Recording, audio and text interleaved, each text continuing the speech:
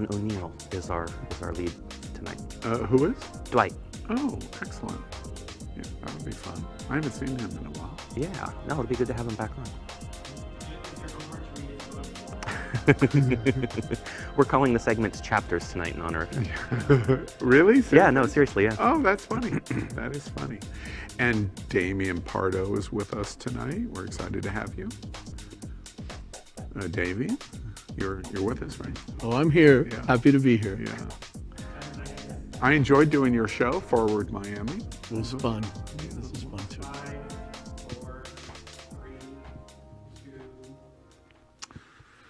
Welcome to Queer News Tonight, the world's first and only LGBTQ daily evening news. It's time to queer up the news. It's 7 p.m. Thursday, February 18th, and we are literally out of the closet and into the headlines. So many of your important stories we are going to tell this evening on Queer News Tonight. The world's first live daily queer evening news show. Out of the closet and into the headlines on Q News Tonight. Well, thank you for joining Queer News Tonight. This is a live, unedited LGBTQ evening news show. Whatever happens, you will see it. This evening, we bring you the news of and a perspective representing the LGBTQ community from South Florida, America, and across our world. I'm your Queer News Tonight anchor, Al Ferguson, and tonight, let's welcome anchor Dr. Ty Hauser. He is an associate professor of English and Humanities at Broward College. Additionally, he teaches for extended periods of time, international colleges in China, India, Spain, and Bolivia. He also serves as our progressive college professor, host of Happening Out Television Network's discussion and debate show, Gay Town Hall, alive every Thursday night and tonight at 8 p.m. Good evening, Ty. Good evening, everyone. Next, let's welcome anchor Damian Pardo. He is the board chair of Forward Miami, a nonprofit organization whose mission is to promote diversity and inclusivity, economic status, and civil rights through the Gay 8 Festival and other community engagement, human rights, and cultural arts programs and events. He's also the co-host of Miami Community News' Forward Miami show, airing Fridays at 4 p.m. live. Good evening, Damian. Good evening, everyone. Well, tonight we begin with the queer headlines. The LGBTQ community in South Florida and across America is diverse. Our community across the world is vast, and here are the bullet points of the queer news for today, Thursday, February 18. We begin by queering up breaking Q news. Hateful homophobe Rush Limbaugh died yesterday. Rush Limbaugh died. I think Amanda Priestley in Devil Wears Prada perhaps said it best. That is all. Next, we'll queer up health. Biden reopens federal health insurance marketplace for 3 months. President Joe Biden reopened the federal health insurance marketplace this week for 3 months, citing the importance of access to health care when more than 1 out of every 12 Americans has been infected with the coronavirus. Nearly 15 million Americans are uninsured as the coronavirus pandemic rages on. Per Axios' Caitlin Owens, of the 15 million people eligible for coverage under the Affordable Care Act, 4 million are eligible for a free high-deductible plan, 4.9 million would qualify for a subsidized plan, and 6 million wouldn't qualify for any subsidy. I think that's absolutely great. I think the more people that have access to healthcare, the better, and especially during the pandemic, it's very much needed. You know, we've sat and suffered through 11 years of Republican attacks on the American Care Act. Obamacare, as it's referred to by them. It's nice in a new administration to reopen and say those 20 million people are really, really important to the process of our economy and our America, and we welcome you back to get health insurance. It's Absolutely. Really a breath of fresh air. It's just sad that they keep trying to gut it and it keeps losing power, and we have to have Biden go back and fix everything that was screwed up for the last 4 years. Yeah. Definitely. Next, Queer Up Pulse turns 5. Ricky Martin teams up with onePulse Foundation for new OUTLOVE HATE campaign. Pop icon Ricky Martin and onePulse Foundation have announced the OUTLOVE HATE campaign to raise funds for the Pulse Memorial and Museum. In a newly released statement, Martin expressed his excitement for the new campaign, stating, quote, "I'm excited to assist onePulse Foundation with engagement and awareness building opportunities as they build the National Pulse Memorial and Museum. The OUTLOVE HATE campaign is the perfect way to start our partnership," end quote. The new campaign is set to memorialize the Pulse nightclub venue and the 49 lives that were taken after the horrific mass shooting that took place on June 12, 2016. Tone Pulse Foundation Board Chair Earl Crittenden also opened up about the campaign in partnership with Martin, stating, quote, "We are thrilled to have one of the best-selling international music artists of all time join our Pulse family as a national spokesperson," end quote. The OUTLOVE HATE campaign goal is to raise $49 million with the help of 1 million participants donating $49 each. Orlando has already approved $10 million worth of funding toward a museum and memorial for the Pulse nightclub victims. onePulse Foundation plans on spreading the raised funds to the memorial, museum, education programs, scholarships, and community programs. For more information surrounding the new campaign and how you can donate, visit the OUTLOVE HATE website.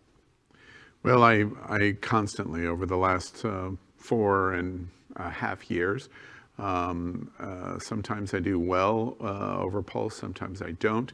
Eddie Sotomayor, who was the first person announced as killed at the Pulse attack, worked for me and worked with RuPaul's Drag Race and all of the international cruises.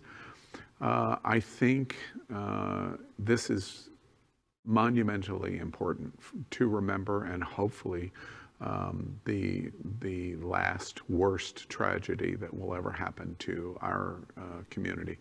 And remember, June 12th, in just months now, we will have the 5-year anniversary of the Pulse nightclub massacre. They're doing something really cool with this. If you donate, you can get your portrait on the website, as well as your name engraved at the museum. So I think that's really cool. And just one final note, Ricky Martin was one of my first boy crushes. Well, I love the fact that Ricky Martin is being stepped up in this case, because you have so many Latinos through Latin America, here in the US, that really many times are marginalized, many times don't get the message, many times don't even really know about what happened here. And so good for Ricky Martin and good for the foundation. And of course, I waited for you, to be honest with you. The reason that is so important is symbolism. The vast majority of people that died in Pulse were Latino, and to have a Latino representative like Ricky Martin was the absolute appropriate choice. Absolutely. Excellent. Next, we are going to queer up South Florida. Florida Grand Opera is going to host the Coming Out Experience. There is a unique combination of opera and LGBTQ rights taking place on February 23rd at 7:30 p.m. Taking inspiration from the opera, fellow travelers, key community stakeholders compare lives from the effects of McCarthyism and our progression as a society. Growing up LGBTQ, these journeys are personal and hard to quantify. For many, coming out is a lifelong process that can require a different approach because of cultural norms or traditions that emphasize duty to family and community. The interesting thoughts and discussions help reframe the principles around coming out. Moderated by Queer News Tonight anchor Tony Lima, panelists are going to include HappeningOut.travel news anchor Faye Watt, also performing artist June Romero, Pride Center at Equality Park Executive Director Robert Boo, and Gay Men's Chorus of South Florida Executive Director Mark Kent, with more to come. Tickets are free and can be reserved at Florida Grand Opera website or their Facebook page. So I kind of want to know if this is following like the opera format. Who's going to be the fat lady singing at the end? I just love the chorus. I think anything that helps people come out and be empowered and sing and be part of opera and get to experience all of that, fantastic. Yeah, and the other thing that's exciting in this, besides being so informational on the coming out experience, is I love the tag to the Florida Grand Opera. It's not something that you would normally hear in combination of an entertainment organization like this. After all, it's not Broadway, it's not dance music, this is the opera. And I think the combination, anytime we can get in bed with opera, let's get in bed with opera. You're just looking to get in bed. Yeah, okay. Next, we're going to queer up the world. Politician drags parliament over RuPaul's Drag Race. Watch this. RuPaul's Drag Race is massively popular. It's not a case of they should have called us. We should have been calling them to say, what can we do to keep this production in Sydney? How can we make this more attractive for you? The makeup artists, the costume designers, the set designers, the lighting designers, the performers. This was their moment to showcase on an international stage what they were doing. And the New South Wales government didn't even lift a finger to try and keep that production in Sydney, embed streaming services in Sydney. Facts are facts. And this was a massive missed opportunity. It's sickening, and not in a good way, that the New South Wales government let Drag Race Down Under slip away, and the minister should sashay away and make sure it never happens again. As we've come to find out, RuPaul's Drag Race has fans everywhere. The series has built a global fandom of hardcore viewers that tune into every international franchise, following all the queens, and before the pandemic, attend DragCon. And these aren't just lay people. Oh no, a growing group of celebrities have expressed their love for the show. Famous US politician AOC and Nancy Pelosi have appeared on the show. In fact, AOC is notably a super fan. And now, Drag Race has become a point of debate on the floor of Parliament in Australia. Originally, the show was coming to Sydney, but because of lockdown restrictions, it was moved to New Zealand. Rose Jackson, a Labour Party member of the New South Wales Legislative Council, had a bone to pick with her fellow politicians about allowing that to happen. Jackson said from the floor of Parliament, imitating the final moments of an episode of the show, including, "You need to sashay away." This moment provides proof we have penetrated every aspect of the world at large. I mean, that really says it. That's fantastic. You know, you're dealing with Parliament, and you're dealing with drag, and you're dealing with RuPaul. What could be better? And we add the word description, penetrated. You put all of those combinations together, and we have a winner. I just love the parliamentary system where they can talk like this. I can't imagine this happening like in our Senate or in our Congress at all. They're just so honest. Next, queer up trans rights. Major news networks barely covered anti-trans violence in 2020. A new report finds that broadcast and cable news stations woefully undercovered the epidemic of anti-trans violence in 2020.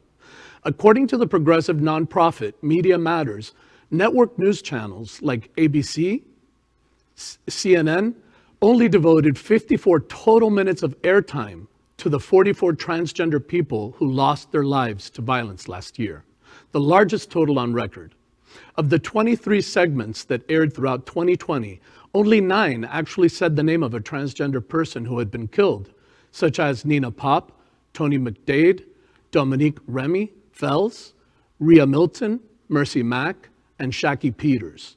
The vast majority of victims were under the age of 30, and nearly all were Black trans women. Of the 54 minutes of mainstream news coverage on trans lives, Media Matters researchers found that the bulk was limited to LGBTQ+ Pride Month in June, as the organization has previously reported. During the other 11 months of the year, networks covered the issue for just 25 minutes, an average of a little more than 2 minutes each month. You know, when I saw this reporting from Media Matters, excellent reporting, congratulations Media Matters, I thought a couple of things. First off, we report more in trans-related issues in a week than all of the networks combined in a year, even in the murders that have gone on in a month than this entire year. That's my first note. Second, I'm surprised that it is not more mainstream to report on it. If we want the Republicans to stop making trans a wedge issue, our media in America has to help propel that. And it's not possible when you're only reporting it in 54 total minutes in a year. You're saying it's not important. That's what you're telling the American viewing public. And finally, you're pitching at us when half of the entire coverage is in Pride Month because you need a story about the LGBTQ community. That's not the reason to do the reporting on what's going on against the trans community in America. What really sticks out to me here, in line with what you're saying, Al, is that it's Black trans people who are being killed and not reported about. So it's again this sense of systemic racism that's being displayed by our media as well as our culture. It's sad. Well, you know, representation really does matter, and part of that is that trans rights are human rights. So we are all deeply allied, and we all understand trans issues, and we should be vocalizing them and representing them whenever possible. Exactly. So this is on us. Yeah. This really is on all of us. Yes, well, we have to step forward. It starts with us. That is our queer headlines for today, so let's catch up on the LGBTQ news surrounding COVID-19 with our special segment we call Quarantine Quickies. Tonight we report the devastating effect that coronavirus is having on the American and worldwide LGBTQ community in the total number of cases and deaths.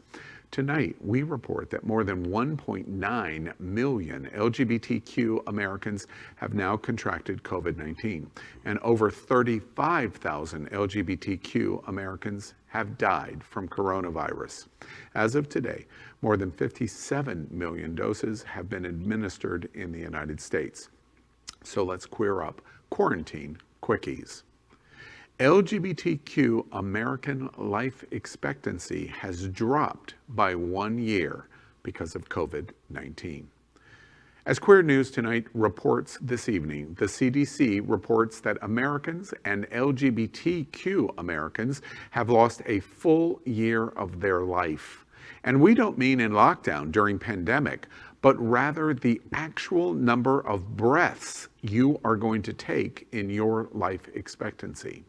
A new report from the National Health Center statistics, part of the CDC, says life expectancy has dropped to 77.8 years, a decline of 1 year from just 2019. The average U.S. life expectancy dropped by a year in the first half of 2020, according to this new report from the National Center for Health Statistics, part of the CDC, Centers for Disease Control and Prevention. Deaths from COVID-19 are the main factor of the overall drop in U.S. life expectancy between January and June of 2020, according to the CDC. But it's not the only one. A surge in drug overdose deaths are also part of the decline too. The decline is for white LGBTQ Americans. The news for life expectancy of Latinos loses a full 2 years. The news is worst of all for Black LGBTQ Americans, as life expectancy for this group has dropped nearly 3 years of their life. These new CDC numbers are largely reflected on COVID-19, as 2/3 of all excess deaths in the last year is attributed to the pandemic. Well, you know, it comes from the CDC, so I'm going to say fake news. Al's already outlived his by like 2 times. You know, it really makes us think about why people aren't taking vaccine, or why people aren't taking precautions, or why, you know, how much of everything is cultural, and how do we create more awareness and education on these issues? Well, it's the first drop in 20 years. And this is the result of 4 years of an administration that has put us in this situation. And to the 70 million that voted for Donald Trump, one of the consequences of your continued support of Donald Trump is that if you're white, you're going to lose 365 days of your breath on this planet. If you're Latino, you're going to lose twice that. If you are Black, you are going to lose 3 times that. That is the consequence of government and the government's implementation of policy has led to this moment. We've got to change it, and I'm pretty confident that we can. That is our COVID-19 news for tonight. Next, we report that Happening Out Television Network helps support our LGBTQ community. An example is Sunshine Cathedral, the world's largest queer church right here in Fort Lauderdale. We are broadcasting from our permanent set. In supporting that partnership, the network broadcasts the largest LGBTQ religious broadcast in the world, with more than 30,000 watching every Sunday at 10:30 a.m. Eastern, and it's totally live. We encourage you to tune in. Our campaign of sponsorship proudly supports Sunshine Cathedral is my queer church. Watch this.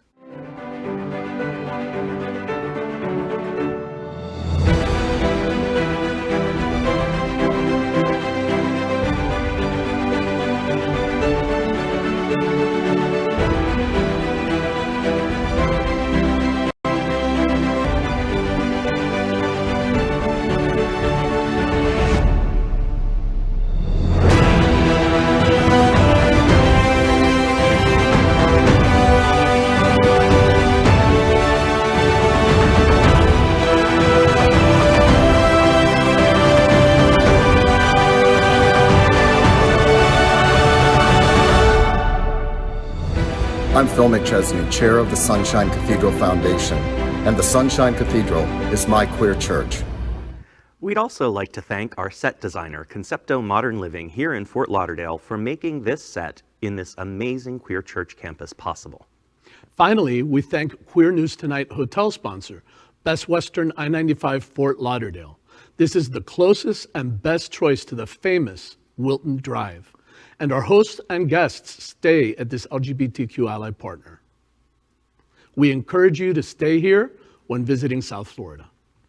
Well, next up, Queer News Tonight is proud to launch our Thursday night business professional segment we are calling NetWerQ with a Q, where we will highlight and network live with local LGBTQ business leaders, individuals, and organizations from around South Florida.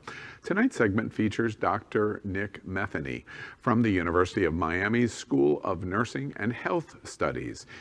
He serves as an assistant professor. His research focuses on preventing domestic violence and its negative health implications in LGBTQ populations globally. Just recently, he joined as the co-principal investigator of the team that launched the Promise app, promoting safety in emergencies. The Promise app is meant to capitalize on safety plans and safety planning activities while providing linkages to resources that are still up and running or available to help people in different ways than they did before COVID-19, as gender-based violence has increased significantly among individuals, relationships, and our entire social fabric. Well, here to tell us more, let's please welcome Assistant Professor at the University of Miami School of Nursing and Health Studies, Dr. Nick Metheny, to NetWerQ here on Queer News Tonight. Good evening, Dr. Nick. I'm going to call you Dr. Nick. And no, that's fine. It's nice to be Nick, here. We just have a little bit of a focus angle issue on your camera. You might want to see. There you go. Much better. Dr. Nick, let's start with the app, this Promise app. I've read the words, I understand the words, but I don't quite understand what you're doing with the app. Let's start there and explain that to us. Sure, yeah. The app is designed for women at this point specifically who are experiencing domestic violence during COVID-19. And it's a disguised app. It's a web app wherein you can go to the URL for Promise, promisecanada.org, and access what looks like the HGTV Pinterest page. But you'll notice in the top right corner, there is a little logo for the Promise app. Once you do that, you'll click on the logo, and it takes you to what's called a danger assessment. And that danger assessment helps us understand a little bit more about your relationship and your safety. And if you feel unsafe in your relationship, you can continue through the app, which gives you pointers and strategies to help plan for your safety whenever you might not have the resources that you would normally, like a domestic violence organization or a hotline or a shelter. And can only women utilize the app? So right now we're funded to make the app for women, but trans and cis women are able to use the app. The app is available in the Greater Toronto Area in Canada, and we're expanding it down here to South Florida and translating it into Spanish as well. And we hope to expand it to the LGBT community more broadly, but because we know that domestic violence looks different in our community than it does for cisgender women, it's going to take a bit more fine-tuning and a little bit more talking with the community to understand exactly how to tailor it for LGBT people. I'm curious, in the year that we've been in pandemic, what caused the thinking to develop an app like this, especially through the HGTV and the secrecy of hiding it? What was the motivation, and how did this app development take place? Well, I was part of a team in Canada that developed an app similar to this called Pathways, and the Pathways app was similarly disguised, though not as extensively as Promise. And then when the pandemic hit, we started talking with a lot of our community partners, and they said, listen, a lot of these women are stuck at home with their abusers, and they don't feel safe accessing some of these resources that they would normally. They need something that's a bit more disguised. They need something that's more discreet. And so we developed Promise and are connecting with Course Media, who owns HGTV and the Food Network and others, to help us host this sort of disguise feature for Promise. That was one thing. The other thing is that the resources that were in our original app were not all available whenever we were in lockdown. And they continue to be overrun by the incredible increase in domestic violence that we've seen because of the pandemic. And so people need ways to take their safety into their own hands and plan for their own safety planning and management. We've reported at Queer News Tonight over the last year so many stories about violence in homes, violence against LGBT, especially violence in quarantine, shelter-in-place stories to the trans community. Are you aware, the funding behind the app, of the statistics of what's going on in terms of violence in the United States? Or have you read much about that? Yeah, absolutely. So we know, there's a global estimate that domestic violence across the board has increased almost threefold since the pandemic has started. And we know why. We know that the pandemic has increased things like financial strain and unemployment and stress overall, and those things lead directly to violence. It's going to be something that is happening anytime you have one of these public health emergencies, which is why we need things like Promise to be ready for not only COVID-19, but the next type of public health emergency that might come up. I want to talk about something else. I want to talk about Latino Salute in a moment, but your point is excellent, right? Hits the bullseye. How do you go about getting the app? What recommendations do you have? How do you find it? What's its name, et cetera, et cetera? Sure. So the Promise app is up there on the screen. It's called Promise, and right now, as I said, the resources are tailored for the Greater Toronto Area, which is where the app is originally based, but it will hopefully be tailored to South Florida soon. You can follow us on Facebook and Instagram at Promise Canada, and then we will also be retooling it for the South Florida audience. And I hope you'll have me back on when that's ready to launch, and we can talk about some of the differences between the app as it's made for cisgender women and the app as it's made for our LGBT community. Why is it always those damn Canadians that beat us to all the best ideas? What's that? I know, they jump the gun, don't they? That's exactly right. Well, in a good way. Dr. Nick, I understand, of course, we've talked about this before. You're a board member or you have close association with Latino Salute, and you have an outreach program going on right now. Tell us a little bit about what's going on with Latino Salute. Yeah, sure. I'm not a board member, although if you want me to be, give me a call. But I am working with some of our great community partners, including Latino Salud and Pride Lines, on a project called SEAL, which is the Community Engaged Alliance for COVID-19 Disparities. And our job at the University of Miami is to be part of a statewide team through universities and community organizations in Florida to help understand a little bit more about vaccine hesitancy and COVID-19 misinformation in specifically vulnerable communities like sexual and gender minorities here in South Florida. And so specifically, we're focusing on outreach to Latino sexual and gender minorities to help us tailor messaging and tailor outreach to this community in order to get people more excited about the vaccine, allay a lot of the fears they might have about the vaccine, as well as prevention measures for COVID-19. And so if anyone's interested in talking to me about that, we hold focus groups, we have surveys that we're sending out, and if anyone wants to be a part of that, I really encourage them to send me an email. How do they contact you, Dr. Nick? Well, you can contact me at nick.metheny, that's my name with a period in the middle, at miami.edu. Okay, excellent.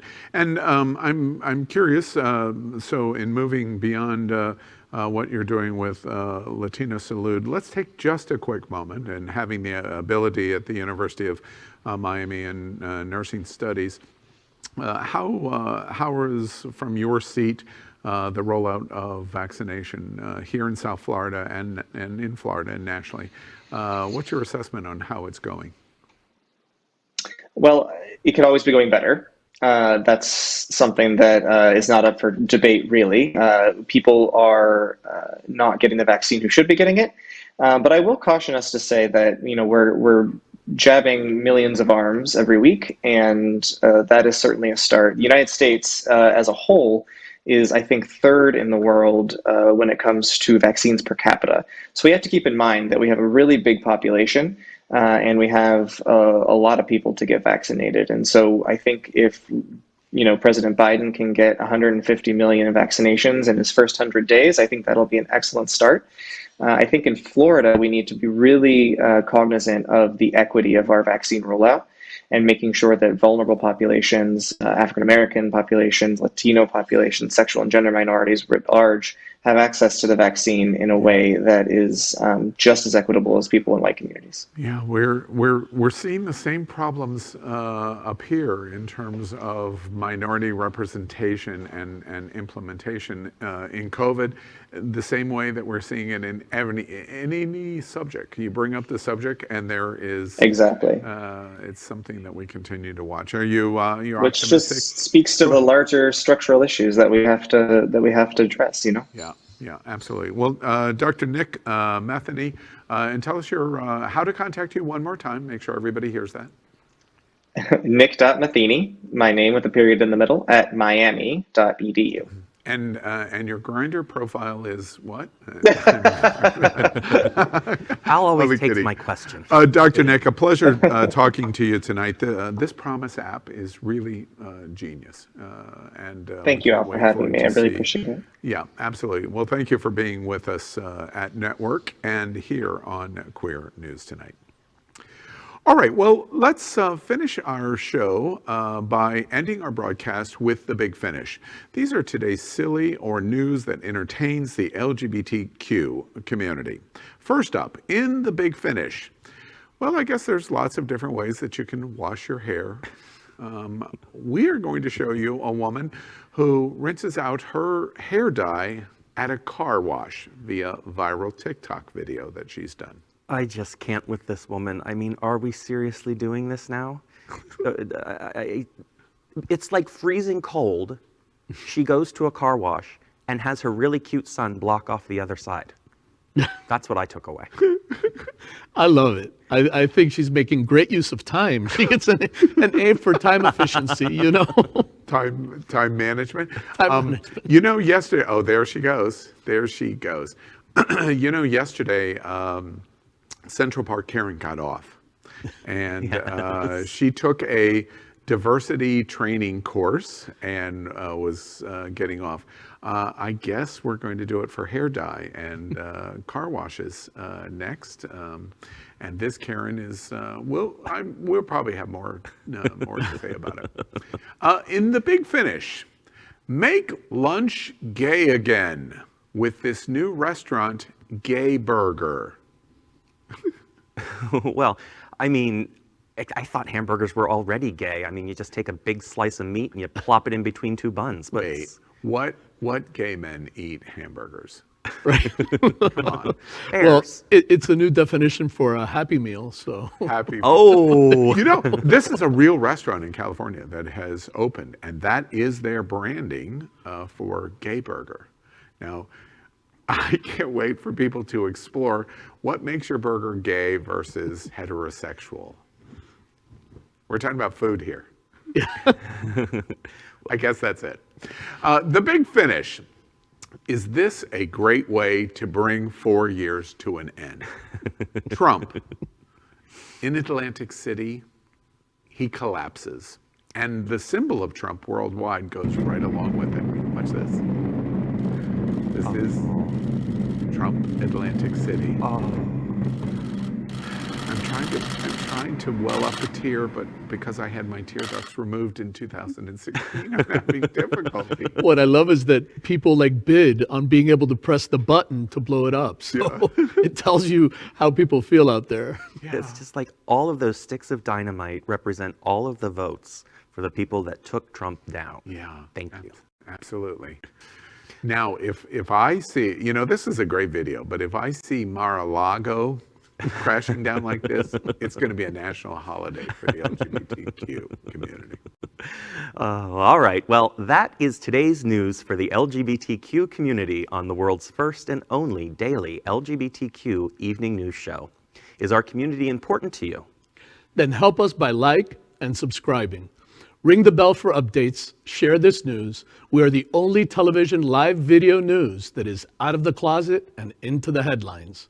We need your support. I'm your anchor, Al Ferguson, and on behalf of anchors Dr. Ty Hauser and Damian Pardo, we will see you daily at 7 p.m.